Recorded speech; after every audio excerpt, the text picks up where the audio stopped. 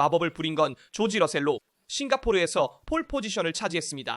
사실 많은 사람들이 이번 주말 초반에 메르세데스를 포기했지만 지금 러셀로 2위, 키미 안토널리로 4위를 차지하게 되었습니다. 하지만 여러분과 함께 러셀이 폴 포지션을 차지할 수 있었던 비결을 살펴보고 싶습니다. 글쎄요. 전적으로 브레이크 밸런스와 에너지 회수의 문제입니다. 아무도 말해주지 않는 이 폴 포지션의 배경에서 중요한 요소들을 함께 살펴보겠습니다. 첫 번째 시케인을 특히 살펴보며 한 바퀴를 돌아보겠습니다. 메르세데스가 전방에서 매우 정확한 것을 볼 수 있습니다. 진입을 살펴본 후 브레이크 밸런스 문제도 살펴보겠습니다. 여기서 보면 차가 정말로 아주 정확하게 움직입니다. 이 경우 외부 연석을 너무 많이 활용할 필요가 없으며 이 연석은 나중에 이 번코너의 내부로 변하게 되고 러셀이 충분히 흰색 선 안에 들어가는 것을 볼 수 있습니다. 이번 구간에서 메르세데스가 이렇게 민첩하고 빠르며 매우 정밀할 수 있었던 것은 싱가포르 그랑프리를 위해 플랩의 카본 파트를 보강해 앞날개가 잘 휘어지도록 메르세데스가 수정했기 때문입니다. 어제 함께 본 바와 같이 메르세데스는 곡선에 따라 플랩이 구부러지는 새로운 앞날개를 도입했으며 직선에서는 당연히 공기 저항이 적어지고 곡선에서는 더 큰 각도를 가져 메르세데스가 더 빠르고 정확하게 주행할 수 있게 합니다.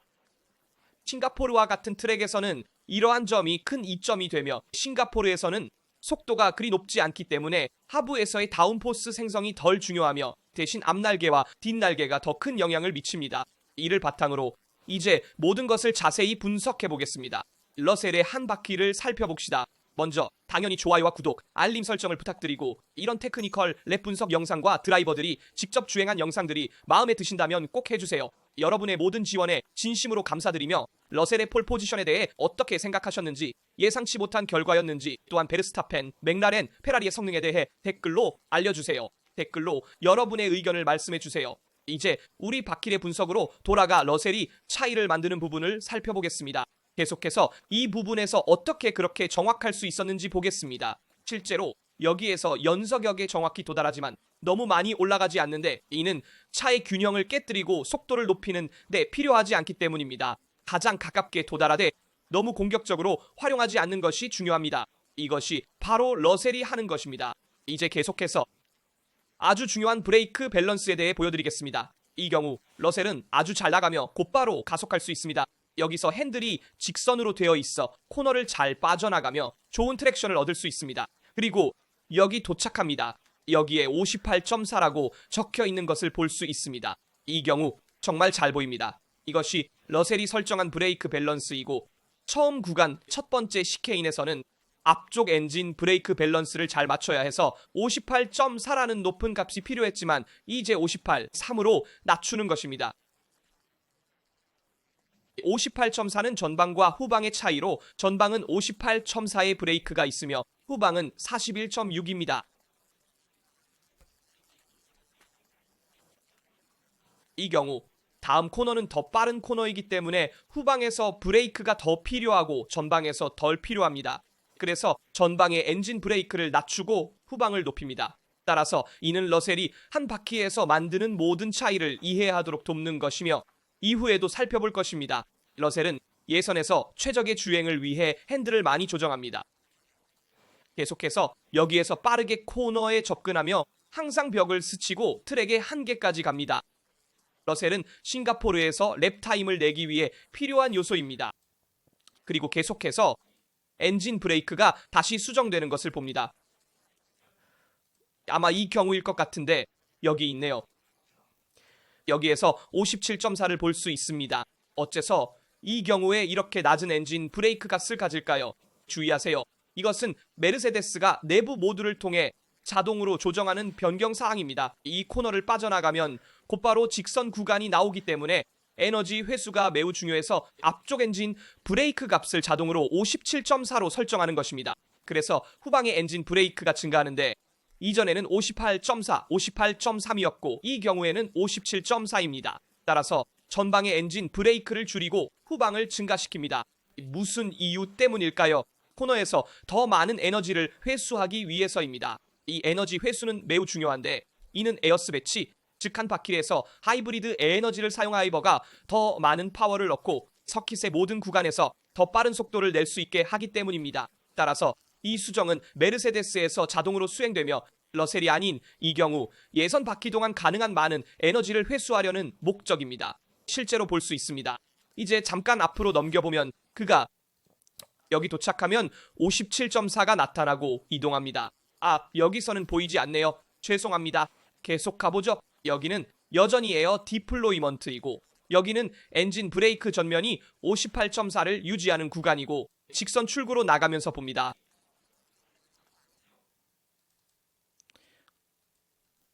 여기서 보시면 57.3이 57.4로 증가하고 화면을 바꾸어 전면 엔진 브레이크를 58.4로 설정합니다. 그래서 이 값이 러셀이 변경하는 것입니다. 전면과 후면 사이의 균형을 최대한 최적화하려고 몇 번이나 변화를 주는지 보세요. 어떤 구간에서는 에너지 회수를 잘하고 출구 속도와 견인력을 높이기 위해 후면을 최적화합니다. 다른 경우에는 전면의 엔진 브레이크를 증가시켜 전면의 안정성을 높여 즉 모노포스트의 균형을 개선합니다. 러셀의 온보드 분석을 보여드리고 싶었습니다. 이는 우리가 나중에 본 차이점을 이해하는데 필수적입니다.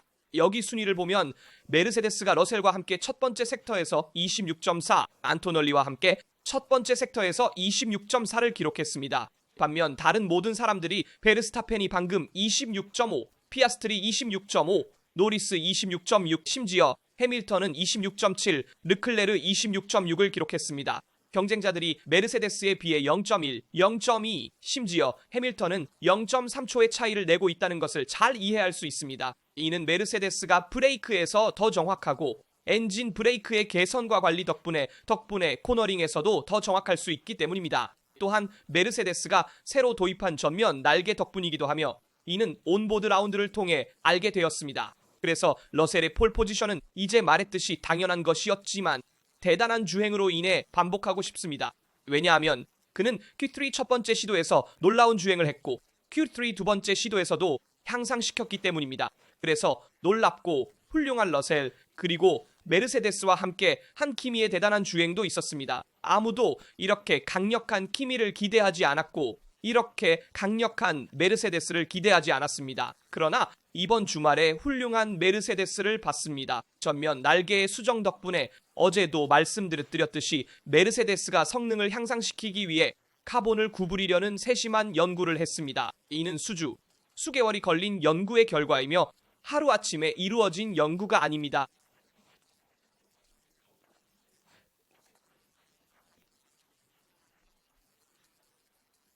그들은 이 업데이트를 싱가포르에 가져왔으며 확실히 긴 직선과 넓은 곡선이 있는 서킷보다는 도시 서킷에서 더 잘 작동합니다. 예를 들어 싱가포르처럼 좁은 서킷에서 더 잘 작동하며 이러한 전면 수정이 메르세데스를 더 강하게 만들어 주었습니다. 메르세데스는 특히 추운 온도에서 많은 차이를 만듭니다. 그러나 이 경우 싱가포르와 같은 서킷은 메르세데스에게 유리하지 않지만 이러한 수정 덕분에 다른 트랙에서 손실한 것을 보완할 수 있었습니다. 왜일까요? 무엇을 잃었나요? 메르세데스는 언더스티어가 많았습니다. 이 경우 러셀의 온보드를 통해 메르세데스가 언더스티어가 아닌 모든 것을 보여주었으며 매우 정확한 주행을 했습니다. 이는 도시 서킷에서 운전자들에게 유리한 점입니다. 이번 경우에는 러셀뿐만 아니라 키미 안토널리도 러셀보다 0.3초 뒤진 훌륭한 4위 기록과 첫 번째 섹터에서도 뛰어난 성적을 보여줬습니다. 두 번째와 세 번째 섹터에서는 약간 손실이 있었지만 여전히 훌륭한 성과였습니다. 러셀이 주요 차이를 만든 부분은 모든 벽을 스치고 지나가며 엄청난 위험을 감수했지만 계산된 위험이었습니다. 벽을 스치면서 더 빠른 출구 속도를 가져오는 것은 계산된 위험입니다. 즉, 한계까지 가지만 사용 가능한 모든 센티미터의 트랙을 활용하고 있다는 것을 알고 있습니다. 반면 예를 들어 페라리가 트랙을 활용하고 매주 일요일마다 벽을 스칩니다. 여기 르클레르의 이 이미지, 이 온보드를 예로 들어 보여드리겠습니다. 이 경우 르클레르가 의도한 벽을 스치는 것이 아니라 트랙의 한계를 넘어서게 되는 벽 스치기입니다. 그건 완전히 다른 이야기입니다. 이렇게 벽에 닿을 정도로 가까이 가는 것은 의도된 것이 아니기 때문에 성능을 잃고 랩타임도 손실하게 됩니다. 그래서 이번 주말 초반에 가장 과소평가되었던 메르세데스가 르클레르 자신도 말했듯이 싱가포르에서의 승리는 아닐 것이고 올해 말까지 경기를 이기지 못할 것이지만 하나의 확신은 있습니다. 우리는 메르세데스를 앞설 것입니다. 하지만 그 말은 사실이 아니었습니다. 일반적으로 레이스 주말 전에 페라리에 대해 함부로 예측하지 않는 것이 좋다. 그럼에도 불구하고 메르세데스는 이 점에서 더 정확하고 언더스티어가 덜하게 개선할 수 있었다. 반면 페라리는 어디에서 어려움을 겪었을까? 결국 6위와 7위로 마무리한 페라리를 봤고 샤를은 매우 실망했다. 그가 말했다. 믿을 수 없어, 믿을 수 없어. 너무 나빠, 너무 나빠. 지금까지 페라리에겐 잊고 싶은 주말이었다. 해밀턴은 6위, 르클레르는 7위로 뒤를 이었다. 해밀턴은 최근 경기에서 꽤 강력하게 달리고 있으며 르클레르와의 속도도 유지하고 있지만 이 페라리는 정말로 운전하기 어렵다. 어느 한계에 도달하면 얼마나 운전하기 어려운지 트랙에 머물지 못하는 것이 보인다.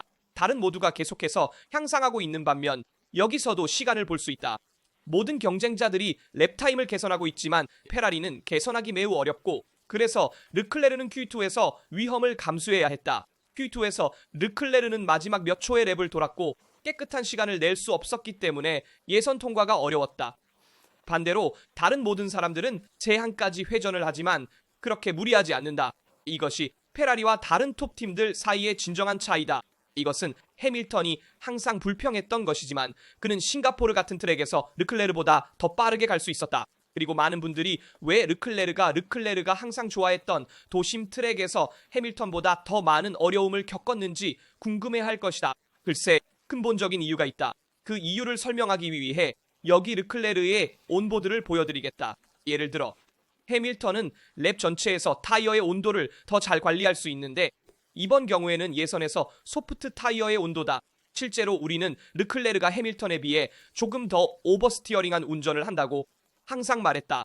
그것이 무엇을 의미하나? 뒷부분을 더 많이 미끄러뜨려서 즉 앞부분을 더 정확하게 만들기 위해 엔진 브레이크와 공기역적 하중을 앞쪽으로 옮기게 된다.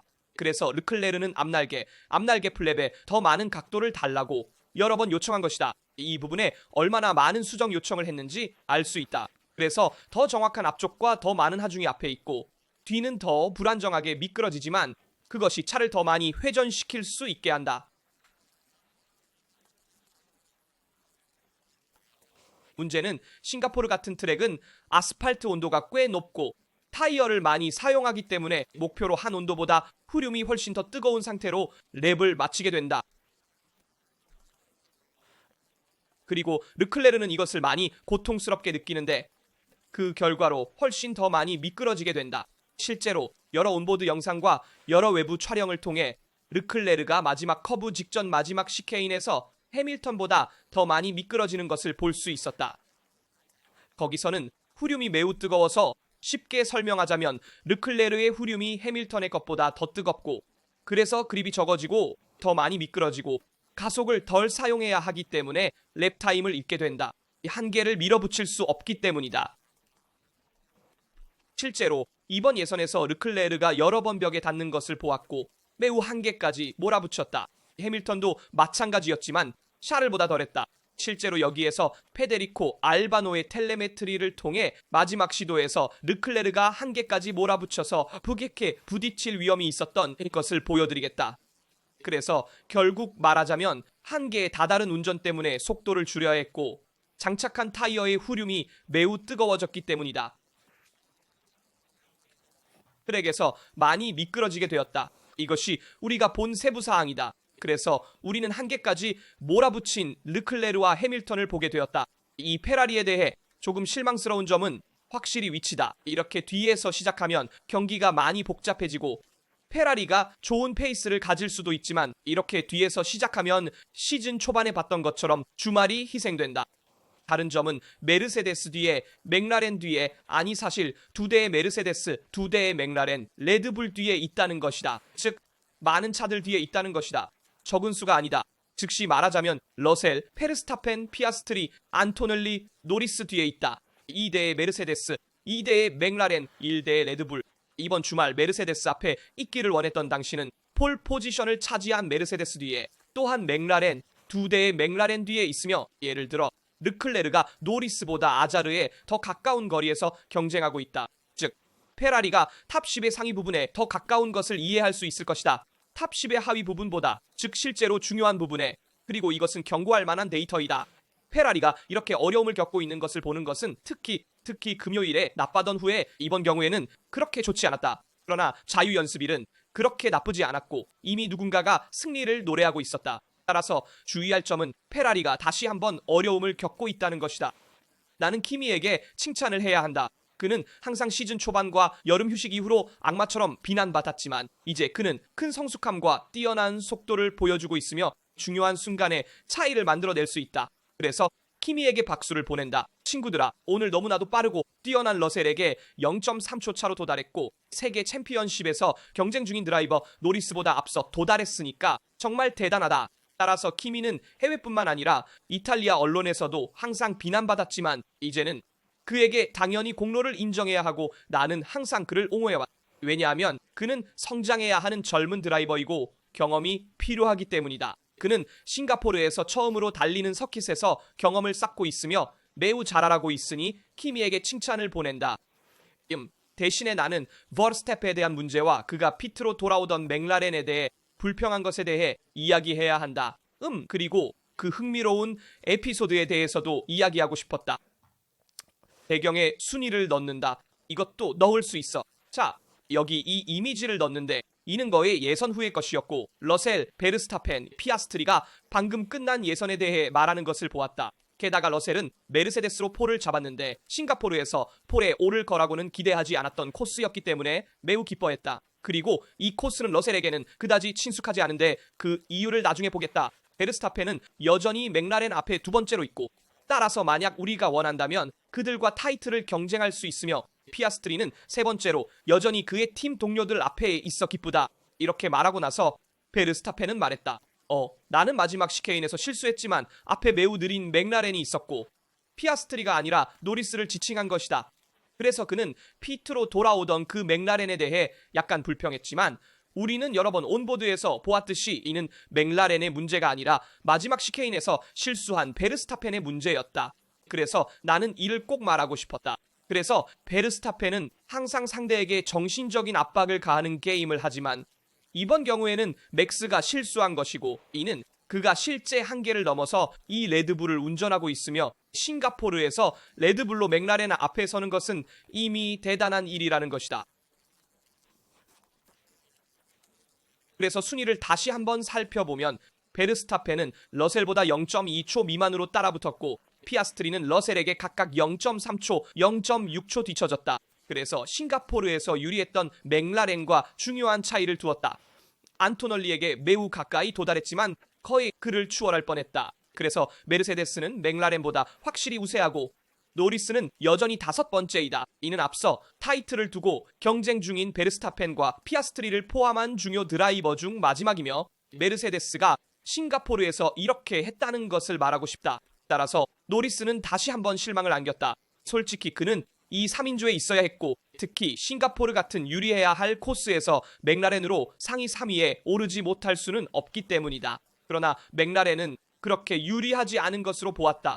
결론적으로 노리스는 다시 한번 실망을 주었고 정말 안타깝다. 이렇게 말하고 나서 르클레르의 발언도 빠르게 보자.